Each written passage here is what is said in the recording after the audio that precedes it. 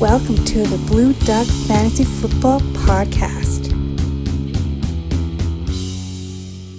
Welcome to the Week 8 Sunday recap show. I'm your host, Ben. And with me, as always, is Maddie Nice.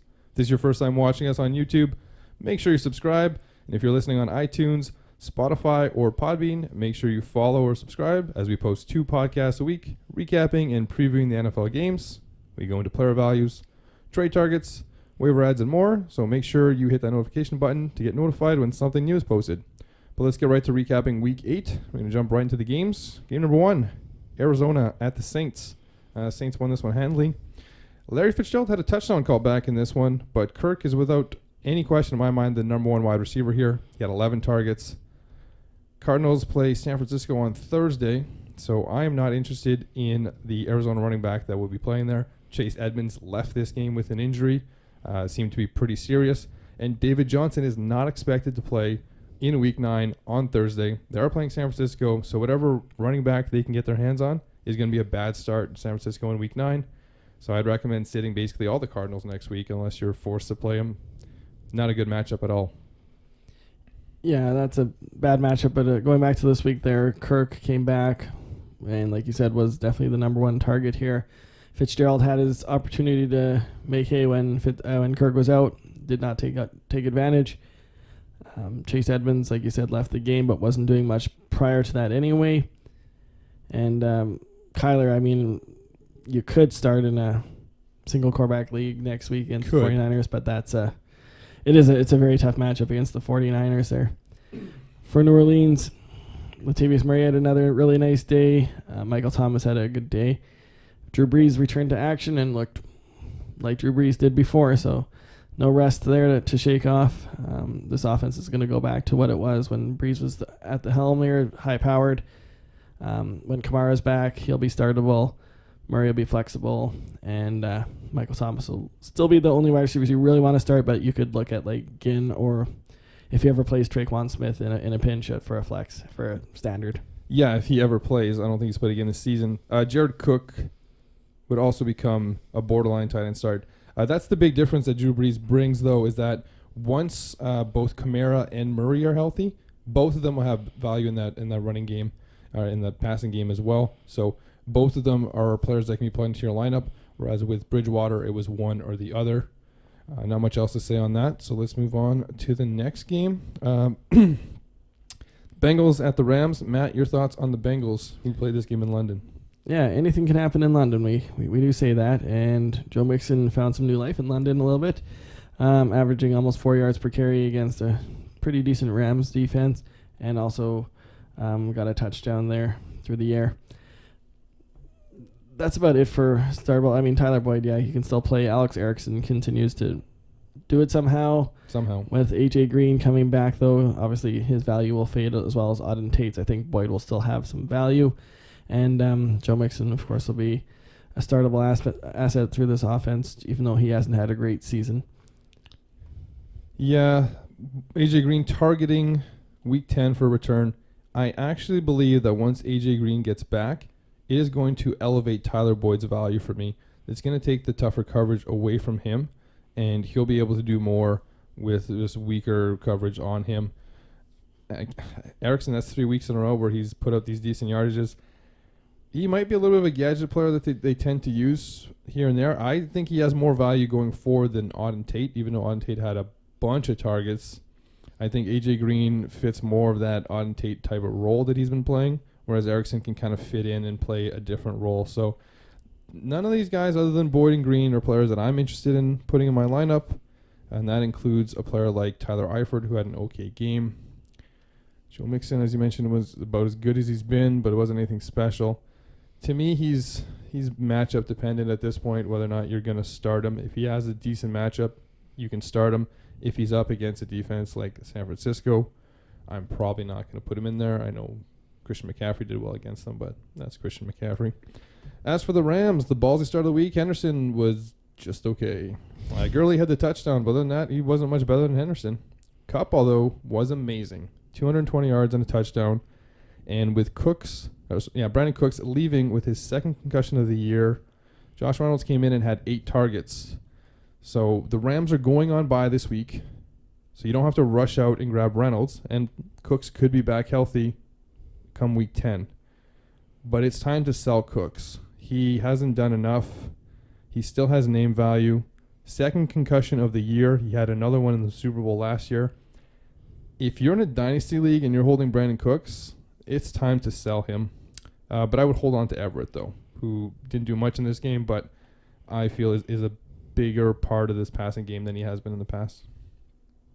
Yeah, the running backs getting the almost 50-50 split in terms of carries is pretty interesting because the game was never that far out of hand. I think you thought with Henderson would get a lot of carries because the Rams were blowing them out, but it didn't really happen, but he still managed to get one more carry than Gurley during the game.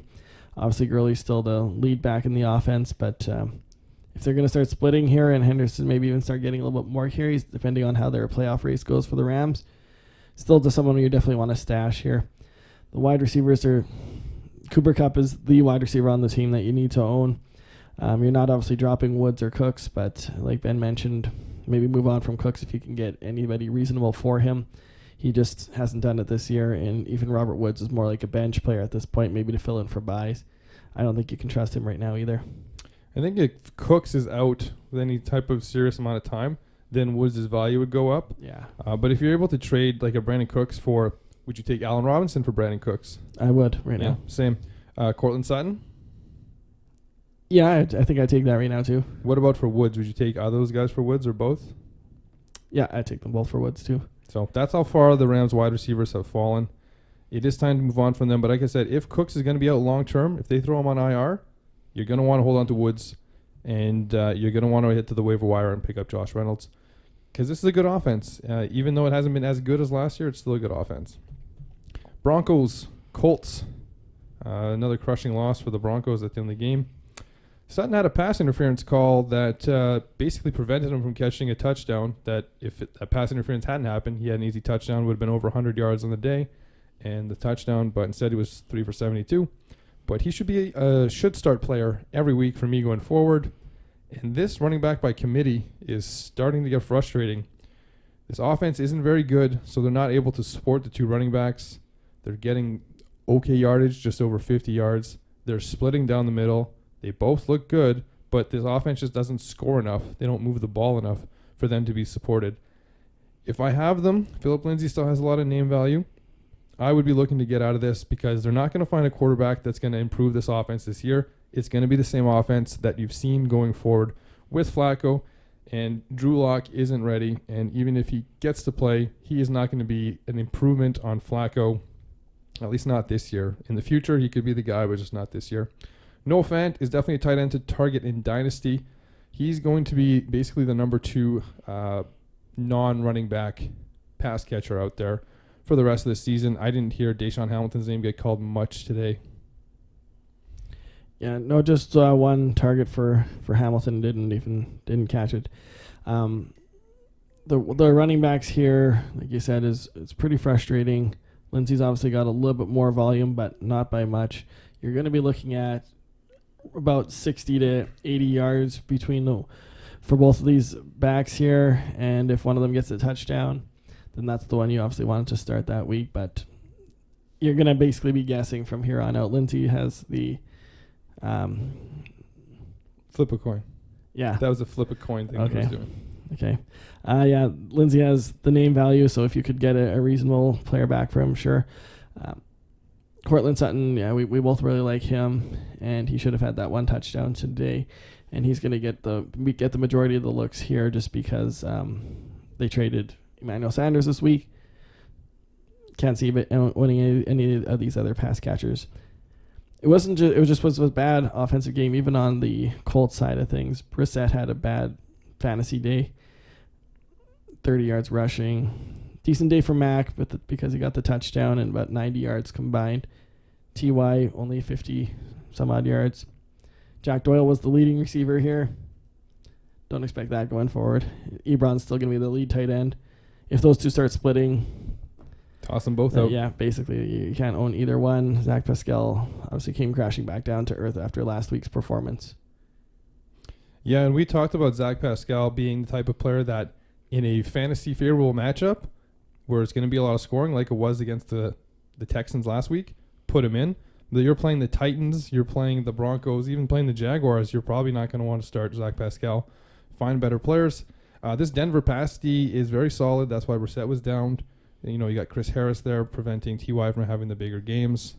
And teams tend to run against the Broncos, and that's what Mac did. He ran fairly well. We talked about him and his value rest of the season last week, so you can check out that video on the YouTube site, Blue Duck Fantasy Football. Not much else to add for the Colts. T.Y. is still going to be a should start every week. He's in that top 20 range. Chargers at Bears. Matt, your thoughts on the Chargers? Yeah, there's another team here that didn't have a great offensive performance, which isn't surprising. They were playing a tough Chicago D. But only 8 carries for Melvin Gordon. Thought that number would be a lot higher. He had the one nice run for 20 yards for the touchdown there. Again, not a whole lot more there. Austin Eckler's carries came way down, so if this is going to be the balance here, it's good news for Gordon owners in standard formats. Eckler saved his day with the receiving touchdown. Keenan Allen surprisingly played quite a bit here. He got 10 targets. Mike Williams had a nice catch there, 40 yards. And I still like him going forward. I like Hunter Henry going forward. I like Keenan Allen. So the 3 pass catchers there, they're going to be fine. Eckler's going to still have his PPR value, and Gordon will hopefully get more standard value going forward here. So I'm going to give you a guess at how many plays the Chargers ran today without looking. Stop looking. I wasn't looking. Say 40. 41. Okay. How many plays do you think the Bears ran today? Montgomery had a lot of carries, and they threw quite a bit too. I'm going to say like 60. 73. Wow. So time of possession was definitely huge in the Bears' favor. So that's why we're looking at 8 rushes for Melvin Gordon. That's why we're only looking at 3 for Eckler. And somehow with the 10 targets still for Keenan Allen, even though he's on a snap count, I still like this offense going forward, and I'll be very high on the running backs against the Packers in Week 9. So I'm not making any type of rash decisions here. This was a game where the Bears controlled the ball for 73 plays to the Chargers 41, and that's why the offense stalled. Ballsy start, David Montgomery paid off big time. We talked about this Chargers defense. They are not very good. They've allowed a lot of running backs to really get it going against them. Starting in Week 1 with Marlon Mack, 27, 135, and a touchdown, and 4 catches for minimal yardage, but still. Anthony Miller quietly moving up the rankings, but still not startable. The Eagles' tough run D is going to bring Montgomery back to earth next week. So if you don't trust this offense like I don't, and you're looking to sell high on Montgomery, the time to do that could be now. Make sure you check out our Wednesday edition of Trade Targets. That'll be up on the YouTube site. Cohen can be dropped in standard leagues, but he's definitely still a good play in PPR leagues. And this is probably the last time you'll hear Trey Burton's name on the podcast. RIP to his fantasy football career. Yeah, Burton's been out of the ranks for a little while here. Anthony Miller, like you said, is quietly racking up some yardage here. 3 games in a row over 50 yards. He's out of the doghouse. Yeah, so maybe pick him up if he's still available. I'm not too sure on his status for availability, but it's probably not super huge. David Montgomery coming out party. Nice to see 27 rushes, obviously, when they're going to be controlling the clock like they did today and controlling the play. This is what they're going to have to do to win games. Obviously, they lost today, but their offense can control the ball. Doink. Yeah. Allen Robinson's still going to be the top receiver. Don't get me wrong here. Anthony Miller did not supersede Allen Robinson going forward here. Robinson's still a startable asset. Miller, like you said, is not, but he can definitely be someone that helps you through a bye or a case of an injury. One last thing that I will say about this. They play the Eagles next week. Like I said, tough run D. That's going to bring Montgomery back down to earth, so good time to sell. But terrible pass D. So Trubisky and perhaps Robinson and also Miller being an interesting DFS stack. We do our DFS lineups on Friday on BlueDuckFantasy.com.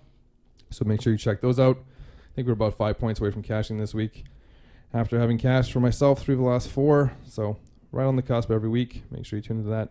BlueDuckFantasy.com. Moving on, let's talk about the Giants at the Lions. Matt, your thoughts on Daniel Jones, his 4 touchdowns and the Giants? Yeah, obviously good fantasy line for him. They got that late touchdown with Saquon. I mean, it wasn't completely garbage time because if they can recover that onside kick, they have a reasonable chance to win that game.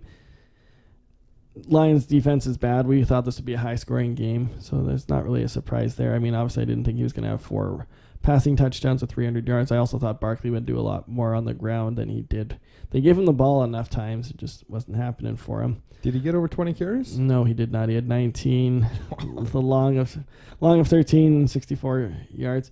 He did get 8 catches, though, so, I mean, obviously, he still got his touches in. He got his touchdown through the air. So good day for Barkley overall, but I just expect the rushing to get there. Golden Tate is still relishing that top wide receiver role while Sterling Shepard is out. When Sterling Shepard comes back, Golden Tate will obviously take a little bit of a knock there, and Evan Ingram, I think, will become a little bit more valuable when Shepard is back. Just he'll draw the attention away from Ingram. I think Ingram's getting most of the attention right now. That's why he's flourishing so much. You missed a big part of this game here for the Giants, which is Darius Slayton and his 2 touchdowns. He only had 2 catches, and they were both him just dominating that weak corner that the Lions had. So don't buy that. The number 1, number 2, number 3, number 4 pass catchers on this team are in no particular order: Ingram, Tate, Shepard, Barkley. Then I guess Slayton is 5. So you can't be putting the 5th best pass catcher on a average to below average offense, I guess we can call the Giants. Mm-hmm. So avoid Darius Slayton. Don't go buying his line. That wasn't anything. The Lions, they can't run the ball. And Ty Johnson was not the person that you expected him to be. But if you follow us on Instagram, you would have seen that he wasn't one of our best targets to pick up on the waiver wire this week. He's a 2-down back, and he wasn't even their lead 2-down back as they went with somebody they picked off the practice squad from the Packers. Name? Trey Carson. Stafford value is up big time for me rest of the season. They're going to be throwing a lot. And I don't think you can ignore Danny Amendola going forward. He's kind of picking up that short yardage, a lot of volume role that Theo Riddick used to have. So in PPR league, Danny Amendola can probably be flexed during the buys. He's not going to win you a fantasy championship, but in a pinch, he's a guy you can grab off the waiver wire. Don't spend a lot of fab or go using your priority. Just pick him up and plug him in for a week or 2 if you need it. But once you get down to the playoffs and the buys are done, he's not going to be somebody you're looking for. And TJ Hawkinson is a drop candidate for me at this point. There's a reason why Stafford has never supported a fantasy football tight end in his career so far, and I don't think it's going to start now, so get rid of him in seasonal leagues. Yeah, Hawk is somebody that you're obviously holding on to in Dynasty or Keeper formats there. I'm glad you threw in the seasonal league at the end. Marvin Jones, like we talked about last week, don't expect the 4-touchdown, 10-catch performance. This is maybe not quite as 20 yards. Should have been a little bit better given the game here. But the game script, they weren't running it a lot.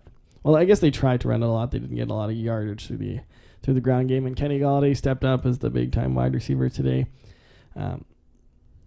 Not sold on Amendola. I just can't get on board with starting him outside of a very deep flex. 3 wide receiver sets, PPR league.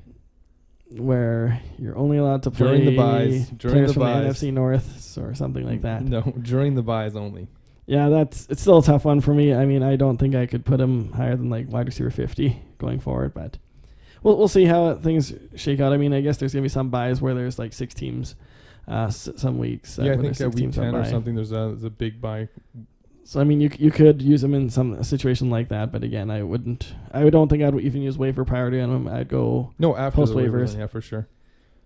Raiders next week for the Lions on the road. Yeah, so I don't think I would use him. I think that'll be Marvin Jones and Kenny Golladay getting that. I would hold on to Hawk still in seasonal leagues, but man, it's tough to trust that 20 yards on 1 catch. He hasn't done it besides week 1 against bad Arizona. We've talked about that a few times. Maybe in seasonal leagues I'd get rid of him. I'm on the fence there. You can tell because he's going to still probably be around tight end 15 or so going forward for me. Moving on, Jets at Jaguars. Le'Veon Bell is a buy low candidate for me right now. We've talked about him on the podcast before, and we may very well talk about him on this week's episode of Trade Targets. So make sure you subscribe to the YouTube channel. It's Blue Duck Fantasy Football on YouTube. We'll put out the Trade Targets episode on Thursday, and we'll go over some players that have a lower value that we're looking to buy. We use a trade chart that has a specific number of value. So tune into that and make sure you subscribe to us on YouTube. I'm not buying Ryan Griffith, the tight end who had 2 touchdowns today. He had a lot of time in Houston to prove that he was a viable tight end, and he didn't get it done. And right now, I don't want any of these wide receivers. You just can't trust this offense. They looked great one week, looked absolutely awful on Monday, and they looked just meh today. You're never going to start any of these wide receivers. Like, I get through the buys that maybe you'd rather start them over like a Danny Amendola, but they're not, like, you're not overly excited to put any of these players in your lineups. Maybe next year they'll have more value, but if I can get rid of them, I would trade them. They're not drop candidates, to say the least, but I will look to get rid of them. And another player I'm not interested in on the Jets is Herndon. With Griffin playing this well, they're most likely going to split snaps, so Herndon isn't going to get his full value right away, at least. So he's not going to be making our waivers list this week.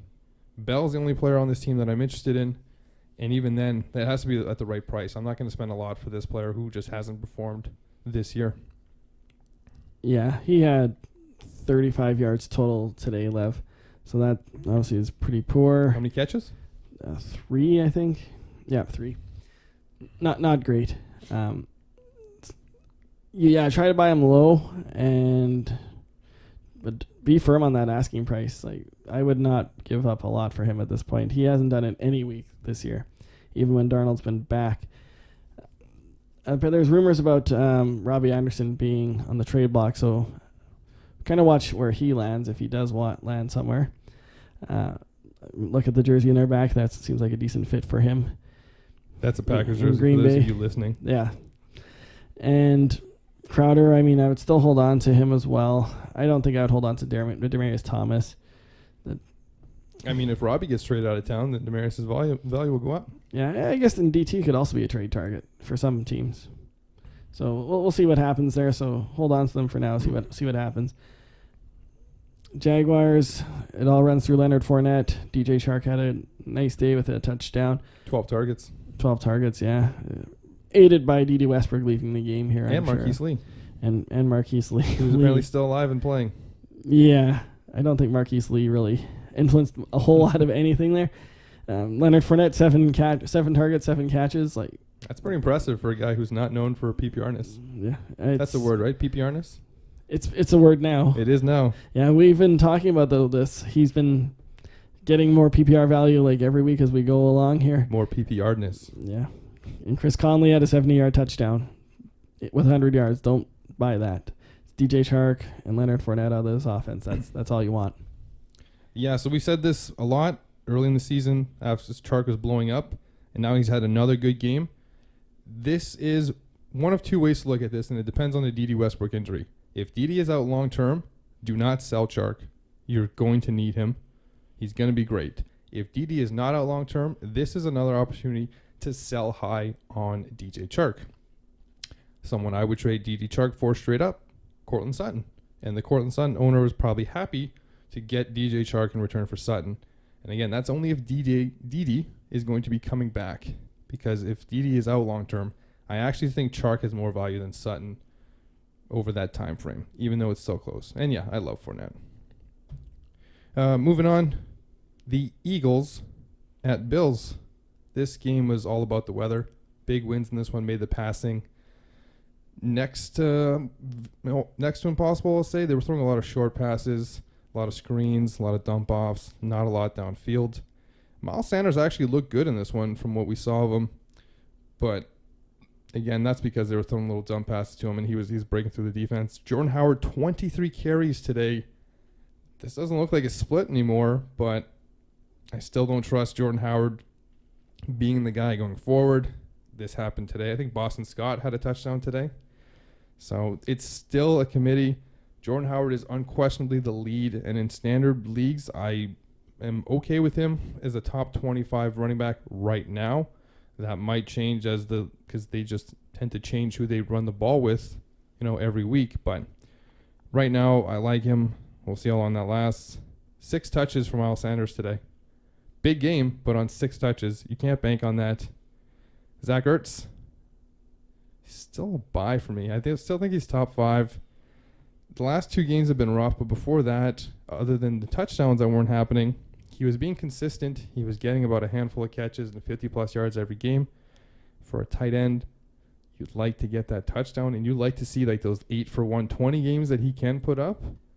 But I'm still interested in him. I still want him on my team. And if I can get him at the right price, which we'll definitely discuss on this week's episode of Trade Targets, because the value will have gone down from last week, where we thought it was starting to fall. So it definitely has fallen this week. Yeah. And the other thing with Ertz, though, he is sort of sharing the workload with Dallas Goedert, who's got a touchdown the last couple of weeks as well. I'll be interested to see the snap counts this week. Yeah, that'll come out sometime this week here. And I think it'll show that Ertz is probably on the field a lot more often. But somebody that has Ertz is going to see this trend with Goddard and maybe be willing to sell him for a little less than they should be. Like you said, the weather there, the wind was just forcing the teams to just dump it off. There's 4 catches for 7 yards for Aguilar, which we don't like anyway, but that's just goes to show you what kind of dynamic there was with the wind. I like Jordan Howard here out of this backfield. If you're going to start a back, this is the one you have to start. And, yeah, he's startable in standard here. PPR is more of a flex option, I think. And even then, you're probably looking to start a wide receiver at the flex there. Okay, in PPR, yeah. Yeah, in PPR at the flex. Yeah. The Bills here, not a great day for Allen. Percentage-wise, only 169 yards. 2 touchdowns, though, saved his day. Some rushing yards, 45. It's about what maximum you can kind of expect from him. Maybe a little bit more passing yards you would want. John Brown, we thought would have a better game, but again, the wind factor came into play, and he didn't have a great line here, 54 yards. Disappointed us on DFS that picked him up. Yeah, the weather really killed this game. If the Eagles could play in this type of weather every week, they would be a tough team to beat every week because you can't run against them, and you're not able to pass because of the wind, because their pass defense is absolutely terrible. And if it wasn't windy, the Bills would have put up a whole lot more points being able to pass. The weather is what did this for the team. John Brown is still a top 35 type of play every week for me. Cole Beasley keeps doing it, but I'm still not interested in Cole Beasley. This isn't an amazing offense. They're splitting in the backfield still. So everyone's basically matchup dependent other than John Brown, who's a borderline start in 3 wide receiver sets for the Bills. Moving on to the Seahawks at Falcons. Ballsy start. Penny was 8 rushes for 55 yards, even with a decent lead, although the Falcons came back pretty hard. He didn't break the big one, which he has a tendency to do. Carson was great as expected. My ballsy sit, Russ Wilson, was just okay with 182 yards and 2 touchdowns. Should have sat him. Tyler Lockett is must start every week at this point. It doesn't matter how many targets he gets. He catches every single one, and he gets a whole bunch of yards. DK is not a buy. I'm going to repeat that for those of you in the back. DK Metcalf is not someone to go out and get. His 2 touchdowns were on broken coverages. I could have caught those. Even Matt could have caught those. He dropped a 3rd touchdown that I'll admit, I wouldn't have caught in that one. And if he had caught that, I would have been impressed. So if you want to pick up DK Metcalf, it's because you think that I'm a good wide receiver. Just saying. Cotton's another new word. What? You said you might have cotton that one. I might not have cotton that one. But anyway, I agree.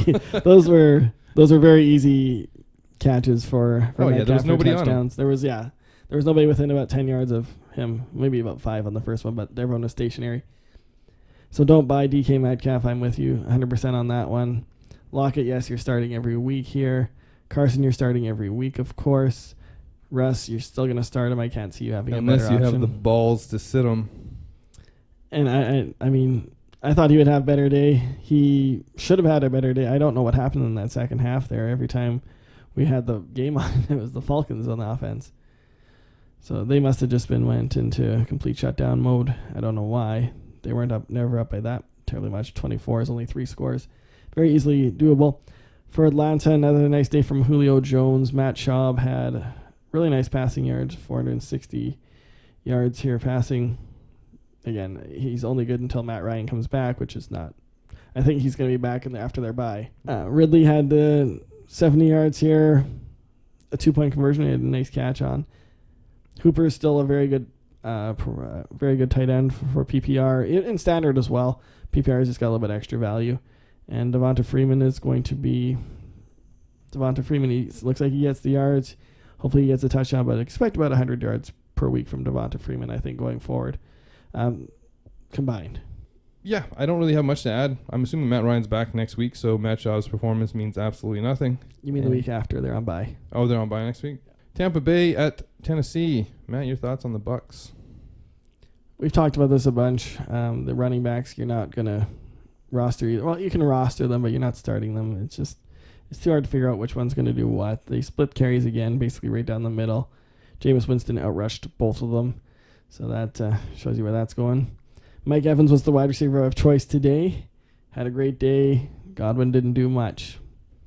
It's going to be pretty rare when they're both having huge days, but you'd like to see that number even out a little bit. Take away maybe 100 or about 50 of Evans' yards. Give Godwin those yards. Get them both about 100, and Evans has the extra 150, but extra 50 yards. That's what I'd like to see out of that offense. Cameron Braid actually had 6 targets. So maybe it's just an O.J. Howard thing. I don't know anymore with that. And Jameis Winston is good, but lots of turnovers. Expect those. But he's still going to be an okay fantasy quarterback at the end of the day. Yeah, the running backs are awful. Stay away from them. You're never going to want to start these guys. The theory that I have on the tight end situation here is that over the bye, they really worked on getting the tight end more into the game plan, and then O.J. Howard got hurt. So they had it all set up for O.J. Howard to come in and take my DFS lineups to new heights, but he wasn't able to play. So Cameron Braid was in there and got 6 targets. So I am a little bit bullish on O.J. Howard now. He's possibly available on your waiver wire, somebody to definitely look at. On the other side, he might get traded, which would also be good for his value. And no matter where he would go, other than like some weird situation where they bring him into Kansas City, which wouldn't make any sense, he should go back to being a must-start every week. As for the Titans, a low yardage game for Tannehill, but the 3 touchdowns. I expected more from his legs as well, but didn't see that today. The Tampa Bay Bucs D is good against the run, but you still have to start your top talents like Derrick Henry. You can't sit them. They're not that amazing. Jonnu Smith, interesting tight end candidate here. The only problem is if Walker's back, because then the snaps will get split, and then you won't be able to start either of them. So keep an eye on the Delaney Walker health situation. Corey Davis, big disappointment for me this week. A.J. Brown had the touchdown to salvage his day, but other than that, Tannehill really spread the ball around in this one. Yeah, I talked about that a little bit last week, just on the Corey Davis. Just wait to see it a couple weeks before you get too excited about him and, go trading for him and anything like that. Hopefully this is the mirage game, but he's kind of had one on each side of the fence with Tannehill behind center. Tannehill's a better thrower than Mariota, so I still hold out a little bit of hope that all this will come together. Maybe we'll see more often like last week than we did this week. Like you mentioned, not a great yardage day for Henry, and he didn't get his touchdown to salvage that day.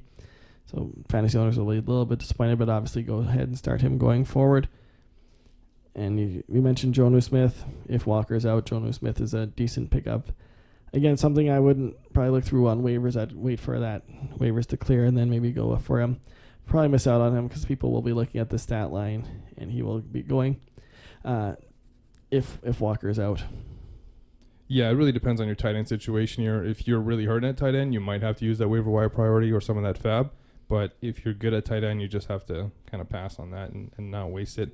Unless your opponent next week really needs a tight end, and then you're playing it at a little bit of a higher level. But we'll move on, talk about the Carolina Panthers, who got absolutely embarrassed by the 49ers today.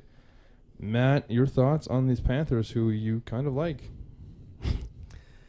Well, you like DJ Moore more than I do, so I want to hear your thoughts on DJ Moore. Okay, well, he had his 9 targets. I mean, I said around double-digit targets. That's what I expected. I mean, I thought he would get haul in a little bit more for a little bit more yardage, but in PPR, I mean, he still had 9 points. Not great, but not awful, I guess. Christian McCaffrey is, of course, the person to own on the Panthers offense. DJ Moore you can start most weeks, and maybe we'll see Cam Newton coming back after a not so great performance by Kyle Allen against a very good defense. And Greg Olsen did not have much of a day either. Kyle Allen didn't, so you can't really expect the receivers to be doing a whole lot. Yeah, Kyle Allen basically had 0 points, 3 picks, no touchdowns, just over 150 yards. They once Cam Newton's healthy, I think he gets his job back. I never thought that was in question unless this young quarterback just kept winning, which would make it tough to put him back in, but I just thought it would just buy Cam more time to heal up. He'll be back, and I think they get a boost once he does come back. I like DJ Moore a lot more. I like Curtis Samuel a lot more. Greg Olsen even a lot more. Because Kyle Allen really hasn't put up a fantasy-relevant day since his first week. They've just been okay performances and gotten the wins, but Real life, that's all they care about, wins. Yeah, it's true. Like, I'm not ignoring them going forward because they DJ Moore especially and Greg Olsen, you know, they're borderline starts, at least in 3 wide receiver sets for DJ Moore, but there's no luster there right now until Cam comes back. Biggest takeaway from the 49ers game is this. Coleman and Breda each had 11 carries. Coleman had the monster game while Breda did not. This is still a committee, but man, can this team run the ball. Even Mostert got in there for 9 carries, 60 yards, and a touchdown. Don't start Mostert, though. Don't go that far. Kittle's the only guy in the passing game I'm interested in. Nice to see Sanders score, but 4 for 25 isn't overly exciting. As well as they can run, they haven't moved the ball very well through the air this year at all. Yeah, I mean, obviously the running backs there, it's almost a 50-50 split, like you mentioned, 11 and 11. Obviously Coleman had the big day, so I still think he is the better back to own here. And there's going to be about probably less than a 10 differential in the rankings for me. They play on Thursday against Arizona. Okay. So they're both pretty good options there. And this might go towards that. They can start resting their running backs on when they have to play Thursday night. Something to look at, possibly. It happens. Some teams do that. I can see Coleman being a top 10 play for me next week. And I can see Breda as well being, you know, top 20. Top 25. Yeah. And again, I'm saying top 10, but it could be 15. It really depends on the matchups and everything. But like you said, like a 5 to 10 spot gap, probably closer to 10 after this week. But I can see both of them being in the should start conversation in the top 25. Yeah. Kittle, obviously, does George Kittle things. I'm okay with Manuel Sanders. I mean, he's going to be in that 30 to 35-ish rank for me for now until we get a little bit better idea what his role is going to be in this offense. I mean, it was his first week. Give the guy a couple of weeks to get acclimated to that offense. And don't drop him by any means. No. I would hold on to him, and he's probably going to be a flex option somewhere down the line here for you. Cleveland Browns and New England Patriots. So the 49ers stay undefeated. Patriots stay undefeated. Rainy game that didn't hurt Chubb's ability to run the ball, but it may have had some factor on him holding on to the ball. 2 lost fumbles early in this one.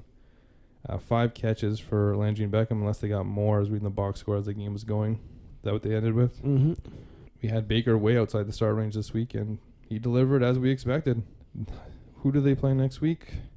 They play the Broncos, another tough pass D. Not excited for any of these wide receivers. I'm probably more excited for Landry based on the fact that Chris Harris will probably see a lot of Beckham, but I assume that it's going to be another bad game for the Browns, and I'll be probably picking the Broncos to beat them. And it's going to come to a point where Beckham was a ballsy sit for me today. I don't think it's going to be that ballsy to sit him against the Broncos next week. I still have a hard time benching him, but I mean, I can see where you're going with that, but I don't think he's going to be outside like the top 25 wide receivers for me. Chris Harris does present a good matchup or bad matchup for him, and opportunity to be there for Landry. I think that'll be actually a good day for Chubb. But speaking of like Chubb today, he ran really well. The fumbles, of course, aren't ideal, but he still But he still looked good. I mean, aside from the holding on to the rock, but I mean, rainy conditions. I mean, the coach kept going back to him, so I mean, we're gonna give him a little bit of a break there. I still like both of these receivers going forward a little bit. In terms of they're both gonna be still in the top 25 for me. Baker, though, we're not starting until we see better performances going forward here, and that's probably not going to start next week. Chubb's last week, week 9, before Hunt comes back, by the way. Yeah, Hunt's going to take a few weeks to even have any sort of role, I think. So I'm not worried about that. And the way that Chubb's running, I'm not worried about that even in fantasy playoffs right now, unless something really drastic happens. For the Patriots here, a nice day for Brady. 2 touchdowns, 250 yards. Edelman with the 2 touchdowns had a nice day for himself here. Dorsett didn't do much. James White had a lot of yardage. Had a 60-yard catch there. Obviously inflated his yards per catch there. You know, here starting for the Patriots, it's Michelle and Edelman and White and PPR and Brady. There's not a whole lot more to say about this offense, honestly. The rest are average. A lot of people were excited about Sanu being something here. We mentioned on the podcast earlier in the week when we're previewing this trade and this team, we said the best wide receiver you can go out and pick up is N'Keal Harry, or N'Keal Harry, however you say his name, the rookie wide receiver they drafted in the first round, who started practicing again this week and will be back. Because currently the number 2 wide receiver on this team is Philip Dorsett, and Philip Dorsett isn't somebody you're excited about starting. He's at best a flex play in 3 wide receiver sets most weeks, and like I said, as best. James White is the number 2 pass catcher after Edelman here. Sony ran a bit better today, but he still doesn't look like he's running full steam. I think he's injured. I think there's something wrong with him. I'd be looking to sell him. I have him in several leagues, and I am looking to sell him. But good game for Brady. Last game of the day, Raiders-Texans, a lot closer than we expected it to be. Matt, your thoughts on the Raiders and your Sunday showdown quarterback, Derek Carr? Yeah, he had a pretty good day. I thought he'd be okay. I didn't think he'd actually have this good of a day, but I thought they would be having to throw just to be more in catch-up mode a bit. They were actually winning with this game for most of it, and then Houston kind of came back at the end. Jacobs was decent. I mean, he had 17 touches for 83 yards, I think. About that, anyway, about 80-something yards. That's okay for him. It wasn't anything great. Tyrell Williams came back, didn't do much at all in the first half. I think he had 0 yards in the first half. Had 3 catches for 90 yards in the second half with a touchdown. This is the offense where we've talked about it. You start the running back, you start the tight end, you start the wide receiver. That's it. Yeah, not buying that Hunter Renfrow game today. That most of that came off one big play. The only way I'm ever going to buy Hunter Renfrow is if I start seeing like 7 reception games and he starts becoming a PPR force, which is what I expect him to eventually become if he becomes anything. Great game for Derek Carr, but I am not buying that. He's at best a start in 2 quarterback leagues. They just don't have the weapons there. As for the Texans, a lot of running in this one. 19 for Hyde. How many for Duke? Only 3. Oh, so Deshaun Watson had 10. Yeah. But still, the 19 for Hyde really stands out. I don't think this is the norm. I have seen no reason why they would have ran so much today. They did run a lot of plays, but I'm not excited for these running backs until the matchup is great. Duke did have the touchdown, but he is a drop candidate in standard scoring leagues because he's just not getting the yardage. 11 for 109 for DeAndre Hopkins. It's still not that huge game. So I'll see if I take him out of my DFS lineup going forward. Make sure you check back BlueDuckFantasy.com later in the week to see if he makes it. And not the game we expected from Kenny Stills. Even worse game for Kiki Kuti, who had been slowly moving up the rankings. Bunch of zeros there. 6 for 58 and 2 for Fells. But Akins also had 5 targets as well. So I can't trust any of these tight ends.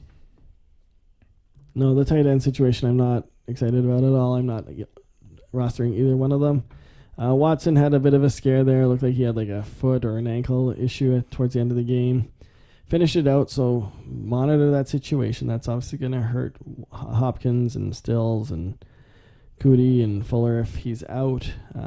Kenny Stills, we talked about this, though. He's kind of a boomer bust player. He had his bust this week, so you probably have a boom next week. Unless they're on bye, which I don't know off the top of my head. No, But they play the Jaguars Okay, so in London at 9:30 in the morning. perfect. Could be the boom there. Anything happens in London, but don't be afraid to keep going with Watson here, obviously. And the running backs here, I liked Hyde today. Ended up being okay. The volume's going to be there for him, I think, going forward. I think you can expect about 15 carries per week for him. And obviously more if they're in a situation where they're running out the clock. Yeah, I think that's a little bit optimistic. That's basically going to wrap it up. The only last-minute advice I'll give, this is the last week, as we mentioned, that Nick Chubb will get that backfield all to himself before Kareem Hunt gets back.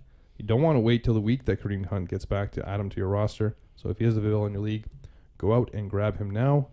It is a play that has a whole lot more upside than anybody else you're going to pick up off the waiver wire, with the exception of perhaps Antonio Brown if he's out there coming back. But that's unlikely to see any of the field this year, whereas Hunt will be back week 10. It is about to be week 9. Go at him after the waivers run so that you have that possibility of something happening if you have a spot that's open on your roster and if you have a good team. Matt, anything to add? Thanks for watching. Thanks for listening. Hopefully you're doing both. That's it.